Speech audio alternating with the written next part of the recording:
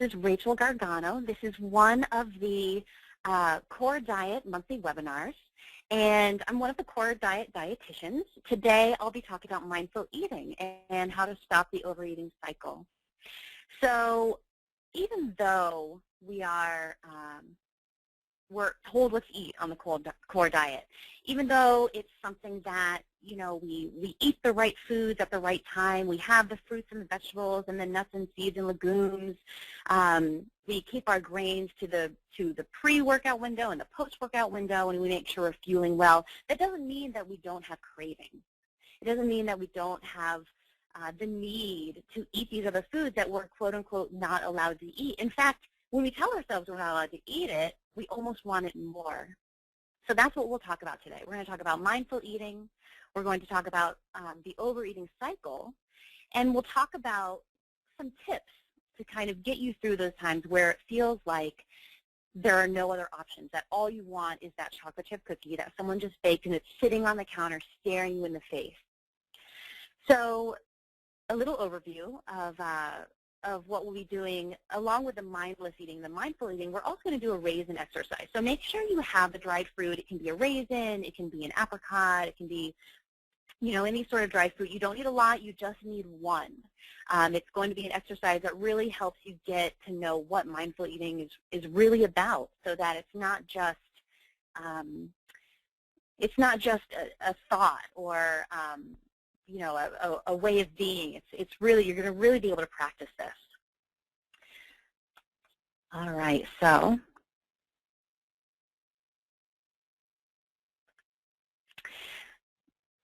as a society, we've really put a lot of emphasis on good versus bad foods, should versus shouldn't. When we put limits on what we eat, we set ourselves up for cravings, for guilt around certain foods, and for overeating. And all of these things are linked with food rules. We're the only people who can actually put these food rules around for ourselves. We're the only people who can tell ourselves that we are or we aren't allowed to eat certain foods. No one can decide what or how much goes into your mouth but you. Yes, you know the core diet, you're on the core diet, we tell you what to eat, but that doesn't mean that you have to follow it. As a person, as a being, we need food to function. And as an athlete, you need food. You need to fuel right. You need to make sure that you're going to get through your workout, through your Ironman, through your marathon. But as a human, you have the right to eat. We have the right to do a lot of things, but we, and only we, can choose what we put in our mouth. We give ourselves permission. So we say, I'm allowed to eat this. But we can also say, I don't think I have to eat this, or I don't think I want to eat this. It doesn't always have to be that we give ourselves permission to eat. We can also give ourselves permission to stop. So instead of always focusing on these rules that we make up for ourselves, I have to eat carrots every day, or I'm not allowed to eat fried food because it's bad for me, instead of these rules, and everyone has their own set of rules, we should really be focusing on eating mindfully. This way, we're taking the pressure off of ourselves to eat perfectly. Yeah, we want to eat certain things at certain times for recovery. We want to make sure we're fueling right. But when you strive to be perfect and you strive to follow these rules precisely and exactly, being perfect is nearly impossible. So we don't want to strive for perfection. We want to strive for everyday successes. Along with mindful eating, creating that relationship with food is something that's very important, because right now, eating has become a race in our society. We want to get it done faster so we can get back to work, so we can get back to training, so we can get the kids to practice, or we can simply get it over with. We just like to check it off of our to-do. So we grab breakfast on the run, we take lunch on the go, and many of us have really forgotten that eating is not only for fuel. And for athletes, this is an important part of what eating is. But it's also for nourishment. It's for our mental acuity. It's for our emotional integrity. And yes, for our physical being. Interestingly enough, adults today only spend about 1 hour and 12 minutes per day eating. And that's all of the meals and snacks. And yet, we're spending so much more time doing things that perhaps could have made way for a little bit more eating time. And kids are just as rushed. The average kid in school eats for about 11 minutes during their lunch period. So the speed with which we eat isn't the only problem. We've become a nation of multitaskers. We often pair eating with other activities. We eat while watching TV, we eat while reading a magazine, we eat while responding to email, we eat while driving. It's something that we just need to get done in our minds. So it's really rare that we find time to eat, to simply eat for the sake of eating with nothing else going on. In fact, 66% of Americans eat dinner in front of the TV. So with obesity on the rise, and with so many foods out there that taste delicious, that create these triggers and these cravings for us to eat more of them, it's really important not to only look at what we eat, but how we eat that food, because how we eat it can determine if we're absorbing it right, or if we're actually getting all the nutrition out of it, both physically and mentally, that we need from that food. So let's talk a little bit about what mindless eating is. So mindless eating, or eating without awareness, it actually has negative health effects. Scientists are beginning to see how complex the body-mind connection is in behavior. And it turns out that when our mind is tuned out during a mealtime, the digestive process actually goes down 30 to 40%, and it's less effective.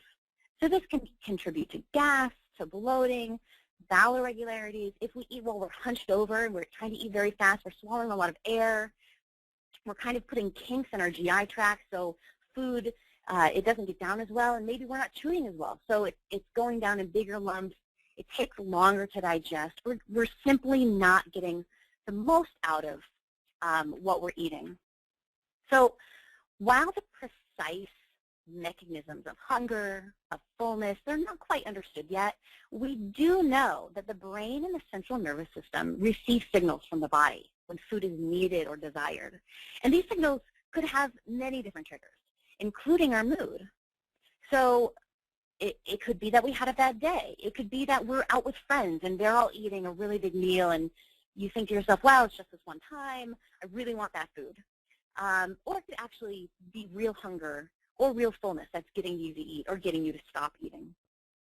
But once eating is underway, the brain sends out signals when fullness is approaching. So the problem is, if our mind is multitasking during eating, if we're doing something else besides eating, these critical signals that regulate food intake may not be received by the brain. So if the brain doesn't receive these signals during eating, such as the sensation of taste, of satisfaction, it might fail to register the event as eating. So this scenario can lead the brain to continue to send out these signals for hunger, even though you might already be full. And this really increases your risk of that overeating cycle. So if you think about it, a really great example of this is if you ever sit down to watch TV, or even to send some emails. Maybe you're at work, maybe it's snack time, and you open a bag of something to munch on. And then all of a sudden the snack is gone, and you don't even remember finishing it. Maybe a dog came by and ate it, or maybe a coworker came by and took a handful. But really all you have left to prove that you ate this food are maybe the cheese on your fingers or the crumbs. That's what mindless eating is. That's eating something without really remembering what it tasted like, what it felt like to eat it, without the satiety that comes along with it. You don't feel satisfied, even though you might have eaten a full bag of whatever it was. You're still hungry because your mind doesn't really know that it just finished what it ate. So eating mindfully is eating with awareness. It's deliberately paying attention to not necessarily what's just on your plate, but the experience of eating. It's being aware and present, moment by moment, for each sensation that happens during eating. Sensations such as chewing, tasting, smelling, swallowing. To be in the moment with food is also to acknowledge what emotions arise during that eating. Do you like the food? Maybe you don't like how something tastes and feels in your mouth, but you're eating anyway because, quote unquote, it's good for you. Maybe you feel guilty for eating that food. Maybe it's that piece of chocolate that's been staring you in the face for the last 5 days and you finally caved and had it. And so then you feel guilty, and then you feel bad, and then you have regrets, and then the cycle starts all over again. But what you want to do is not just have these emotions come up and make you feel bad. You want to acknowledge them, no matter what they are, without judgment, because this is what can help you free yourself from the control that food has over us. Once you're able to accept these emotions that come up and then release them, that's when you're going to be able to enjoy the food a little bit more and be able to stop having those cravings as much. This is something that's really hard to do. It's something that you really need to work at because we're not used to thinking about our eating process anymore. We're not used to getting to know what these sensations are. So this is something that takes a lot of awareness. It takes a lot of work. So sometimes if we feel bad about something, our food rules get in the way, and then we restrict ourselves from eating that something that we consider quote-unquote bad, and that just makes us crave it more. So anytime you have a no list on your food rules guideline, that no list becomes bigger and bigger, and you just want it so bad. So instead of having a no list, have a I am going to eat this type of list. So maybe instead of saying I'm not allowed to have chocolate at dinner, after dinner, maybe instead you say, you know what, I'm going to treat myself to that really great fruit smoothie after dinner. So you put a positive spin on whatever you're trying to do.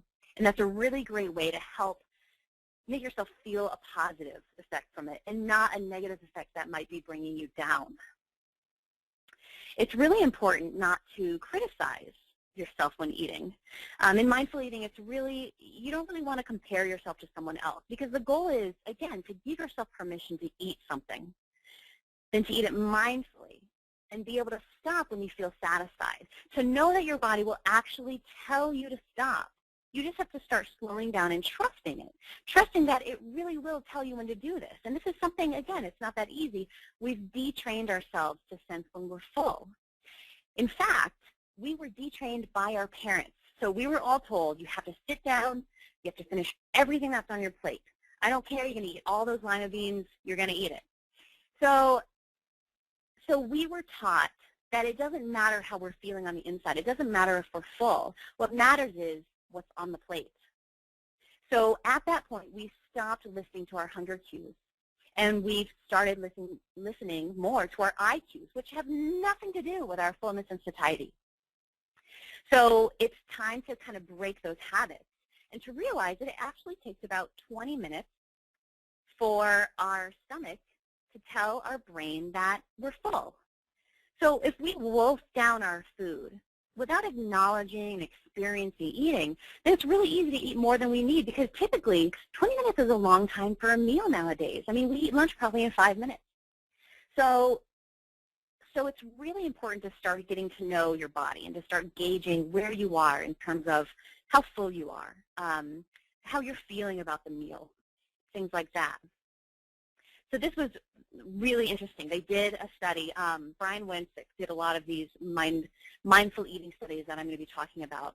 And what they did was they had people sit down and eat soup. And it's hard to see on this little cartoon here, but this is pretty much what the research was all about.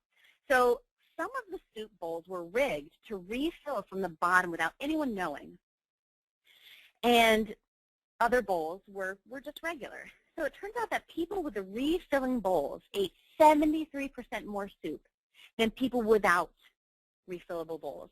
And this is because the perception of the food we eat, what we use is what we use to judge how full we are now. We don't really listen to our bodies. These people were looking at them and they're like, how can I be full? I only ate half a bowl of soup. You know what? How can that be possible? So again, we've forgotten how to sense when our body is telling us that we're done. We're using our eyes. There was another study that kind of included the same thing. Again, we're using our eyes to judge fullness. So what they had people do was come in and they said, you're allowed to eat as many buffalo wings as you want. And some of the tables, the bones were cleared away. And at other tables, the bones were left on there. So the people eating these buffalo wings had to stare at what they had already eaten. They had to stare at all the bones. And it turns out that the people who had to stare at everything they had already eaten, they ate 28% less than the people who had, the bones already taken away. And in fact, another part of the study is that on the way out, everyone was offered one of those really huge cookies about the size of your face. And almost all of the people who didn't have to look at the bones during their meal took a cookie, and only about 5% of the people who did have to look at the bones, the people who ate 28% less, took a cookie. So when we have these visual cues, we get a little bit better when it comes to feeling, well, not feeling, but knowing how much we've eaten. Whether we're still eating more than what we need is another story. But at least now we're getting to a place where, okay, if we can't listen to our body, we can have other ways to get to know where we are on here. So eating slower and without distraction is really key to eating mindfully. Simply by thinking more fully about your meal and all the processes that go into it, you're going to be more likely to make better decisions about what foods to eat and have your body take more nutrition out of them. In fact, there was a study done at Carnegie Mellon, and it was people who were allowed to go get ice cream. So half the people just went and got it, and the other half, they were made to think about eating this ice cream first. They were made to think about getting it out of the fridge. They were made to think about scooping it into their bowl and think about what flavor they wanted. And then they went to get their ice cream. And it turns out they actually ate 50% less ice cream. And the theory is that these people had a jump start on their satiety. They didn't have to eat as much to be satisfied, but the other part of this theory is that they gave themselves an opportunity to make a healthier choice. They gave themselves those few minutes it took for them to think about what they really wanted during that time and what would be a really good decision for them. So if you're able to step back from a situation and say, what is a good choice in here? Not I can't have it, but what would be a good choice for me? If you give yourself those couple minutes to really think about what you're about to do, it's going to be much easier to make a better decision about where you're about to go. All right. I'm going to go over a couple other stories about overeating because I think it's really interesting. It's interesting about overeating because we're pretty well calibrated to know how much to eat to fill us up. You know, we're humans. This is what we're supposed to do. We eat 3 times a day, every day of our lives, and yet when people are asked, you know, when was the last time you ate to the point of regretting it, almost everyone can think of that time. And then you ask, you know, why did you eat so much? And really, a lot of times it came up that, you know, perhaps it was an emotional thing, or it was they're having a bad day or feeling down. And about 50% of people say that they really were very hungry and that they ate, you know, it was probably that they ate so fast that they didn't realize once they stopped they were that much overly full. So going into why this happens is really important. And many foods have a health halo. Subway is one of those places that definitely has a health halo. You know, you've got Jared, and he lost all this weight, and he keeps it off, and it's because he eats Subway. Well, in one study that Brian Wansink did, they looked at Subway having this health halo, and they thought, well, if Subway has a health halo and McDonald's doesn't, does this change the perception of people who go and eat there? Does it change their perception of how much they're actually eating? So it turns out that people who went to McDonald's actually guess pretty well that they've eaten a lot of calories. But people leaving Subway actually underestimate by quite a bit.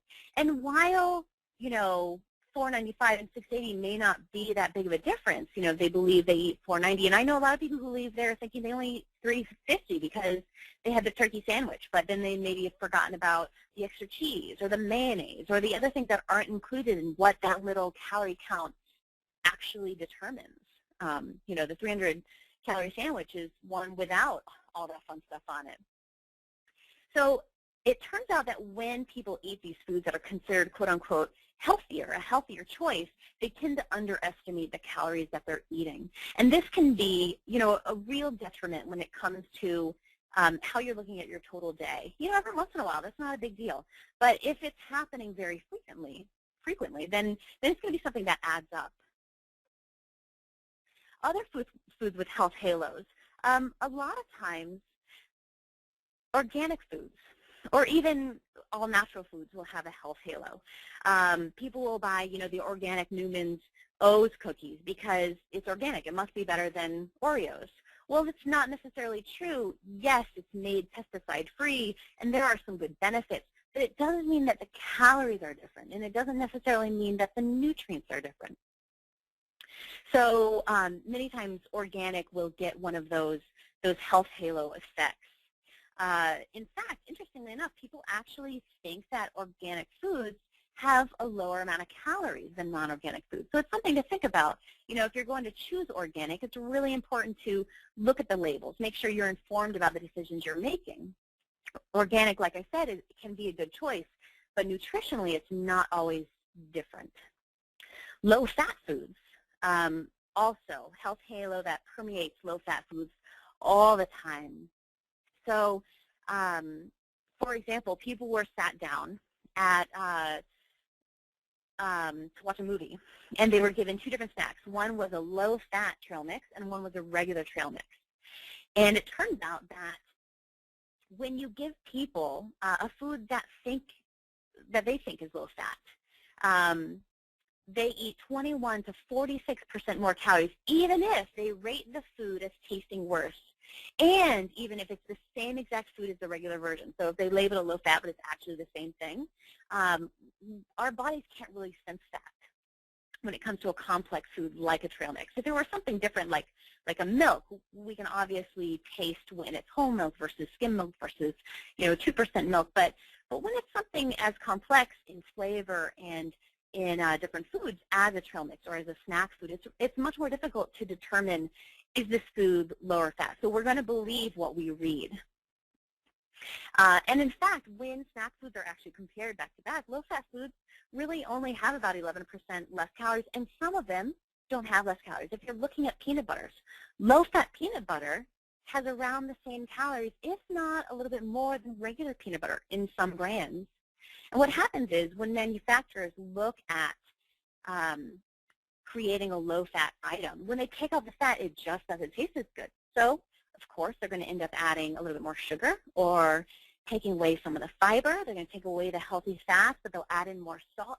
So these products aren't necessarily a better version. And again, it depends on what you're looking at.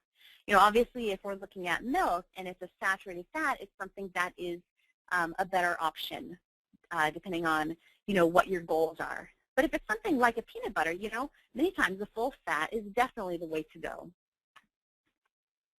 Okay, so now we're going to do the raisin exercise. So I hope everyone has some sort of raisin in front of them or some sort of dried fruit.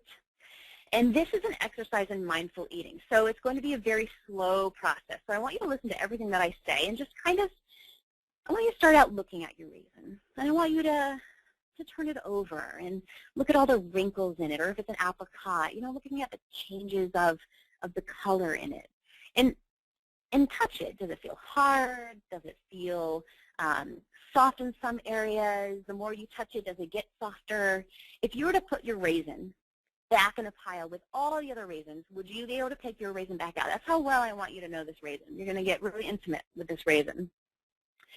So now that you've looked at your raisin, I want you to put it in your mouth, but don't chew it. I just want you to have it sit there in your mouth. And I want you to roll it side to side in your mouth and think about what's happening with your body. Are you starting to salivate? Are you starting to get hungry? Maybe you already ate, so this is kind of like your aperitif. Is the raisin getting softer? What's happening? Is it starting to break down? What kind of emotions are you feeling? Are you like, I haven't had raisins in so long, this is great, or I really hate raisins, I don't know why I should pick this dried fruit. And now I want you to slowly start chewing it. Slowly start chewing it. And I want you to think about other things that might be happening. Is it breaking down really fast? Is it becoming more difficult to keep it in your mouth because it's becoming so small? I want you to think about how it's starting to go down your throat. Maybe you're salivating more. Maybe it's really difficult not to swallow because it's really turning into a pile of mush and you really want me to say to swallow it. So I'm going to let you swallow it now. And I want you to think about this experience with the raisin. And I want you to think about how painfully slow that was and how it felt pretty strange, didn't it, to see this raisin and to chew this raisin for so long, even though it's one raisin. And typically you probably throw a handful of raisins in your mouth and eat it faster than how we just ate this one raisin. Now, the point of this is not to suggest that all your meals should be eaten this way. That was a very mindful way of eating that raisin. You saw what you're eating. You felt what it was like. You really experienced the flavors and how it changed your mouth and what was going on with your body. And rather than, by doing this, you may discover some things about your own eating habits when it comes to mindful eating or just eating in general. Maybe you're a very fast eater, or maybe you're already a very slow eater. We may not have time to eat mindfully like this. If we ate an entire meal that mindfully, it would probably go on for hours, and we just don't have time in the day to be able to eat like that, especially with all the training and all the other things that we have to do in a day. So you can find value in doing this with the very first bite of each of your meals. Just take a look at what you're about to eat. Smell it. Look at everything that's going into this, and then eat that first bite really mindfully, because that can really set the intention for the meal to be one of mindfulness and awareness. It doesn't mean that the entire meal needs to be slow, but at least you're keying yourself in to what the food is that you're about to eat, so that you can have a little bit more of a connection with that satiety, with those fullness signals that may be coming.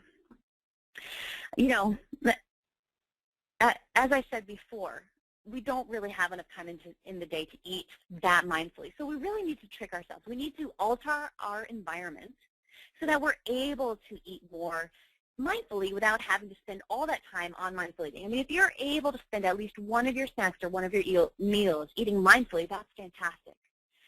If you just want to try one bite at one meal a day, that's great. Do what you can do, but start getting in touch with the food.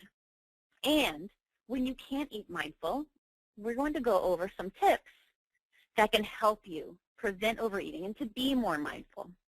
So out of sight, out of mind. This one was really interesting. Again, Wensick and his team went into an office, and they chose one employee, and they said, you win as much candy as you can eat for a month. And they put the candy, which was Hershey Kisses, on their desk. And so every day, that person ate about 9 Hershey Kisses, which is about 250 calories. When they moved the dish 6 feet away, the person only ate about 120 calories of those Hershey Kisses, which translates into about 11 to 12 pounds of extra weight that they would gain if the candy were on the desk rather than 6 feet away. So it's a really good amount, that they saved. And then, of course, they put the candy in a drawer, and it was out of sight, out of mind. And so they ate hardly anything once it was out of sight. So if you keep foods, trigger foods, hidden, you put them behind boxes in the cabinet, or you hide them in the back of the freezer, that's something that you can do to really help, because a lot of times we live in families where we can't keep all those trigger foods out of the house.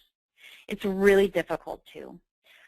We might have kids where, they snack on that kind of thing. That might be a trigger food for us. So it's important to make sure that those foods aren't in your line of sight, that you see something else first. The second thing you want to think about is no serving dishes on the table. So this is really interesting. When serving dishes are left on the table, then you're able to eat quicker than 20 minutes, and so you can just reach right in and pull yourself out seconds, you can pull yourself out thirds, and then actually end up eating about 29% more, and women eat about 10% more. So the best thing to do is leave the serving dishes on the counter, and then if you do want seconds, wait a little while first. Don't get them right away. And, of course, if you go back for vegetables of seconds first, you're going to help yourself fill up on low-calorie, high-nutrient foods.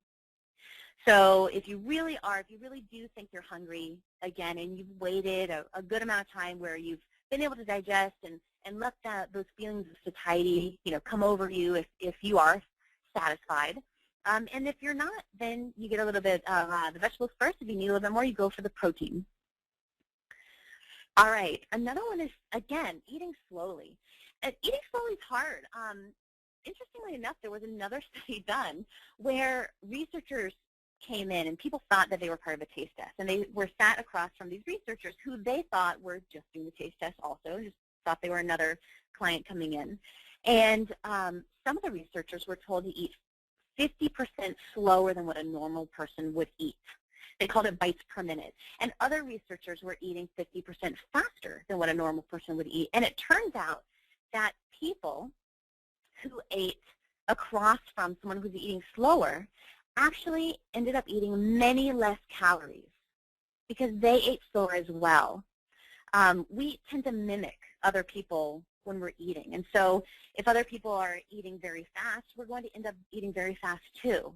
So if you're able to get someone else at your table to eat slow with you, it's going to be an easier journey for you in terms of mindful eating. The other things that you can do to help yourself slow down is use your non-dominant hand, which might make for a very interesting dinner session. Putting your fork and knife down between your bites. You can sip water between bites. You can use smaller utensils. I have this awful habit of borrowing cappuccino spoons from restaurants, and I have a nice little stash of them, and I use them for my yogurt because it makes it last so much longer. When you eat yogurt with a regular spoon, it's gone in 4 bites. So unsatisfying, but when you use a smaller spoon, you have that yogurt for so much longer, or whatever it is that you're eating.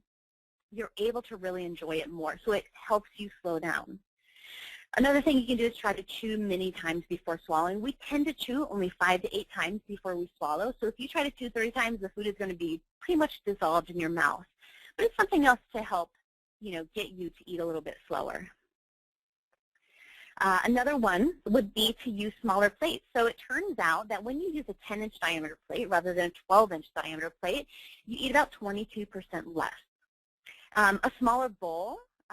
Cereal bowls now are the size of soup bowls. So if you find a smaller bowl that fits about 1.5 cups, that's going to be perfect for cereal or for oatmeal. Of course, if you're on the core diet, this is if you're eating within your core window. But having that smaller bowl can also help with things like if you're pulling out of a container of cottage cheese or Greek yogurt, things that you really want to think about how much you're having. So Costco, if you go to Costco and you buy in bulk, you're pretty much going to eat in bulk too. So it's really good to package these into smaller, the snack size packaging or into smaller Tupperwares so that you make sure that you're not going to be overeating when you just open up that bag and you're standing there at the counter and you're hungry because you've come in from after work and you're just grabbing and grabbing. You want to make sure you've got a smaller bag that those things are in. So making healthy food more visible is something that goes hand in hand with keep trigger foods hidden. So there was a study done in schools showing that kids ate more fruit when it was put in a brightly colored bowl in a really well-lit area, as opposed to before when the fruit was in a plain metallic bowl with dim lighting.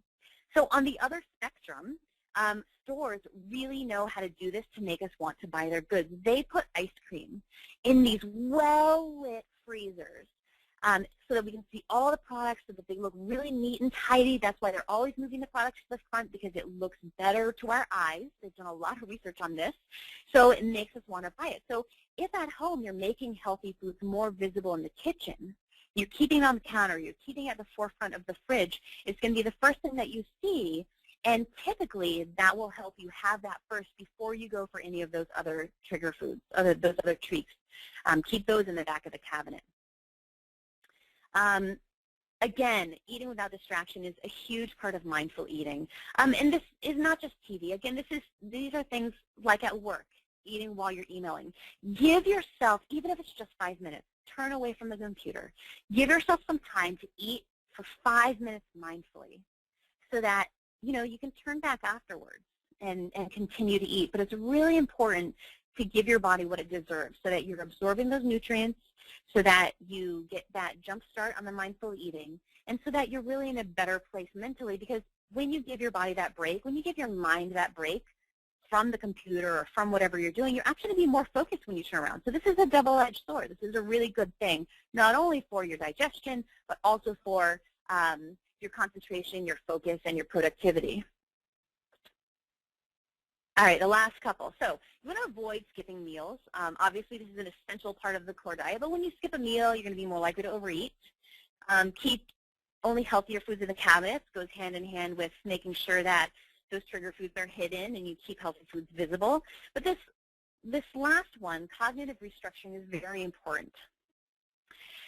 What you want to try to do is stop, breathe, reflect, and choose. So if you're coming home and it's been a long time since you've had your snack and you're craving it and you really want, maybe someone just bakes those cookies and they're sitting right there. Before you do anything, make yourself sit down and grab a glass of water. Because what you want to do is make sure you drink that water so that you take away any kind of immediate hunger that you might have. This gives yourself time to think. So sit down for maybe a minute. Just give yourself 60 seconds to make that decision before you go straight for whatever food it is.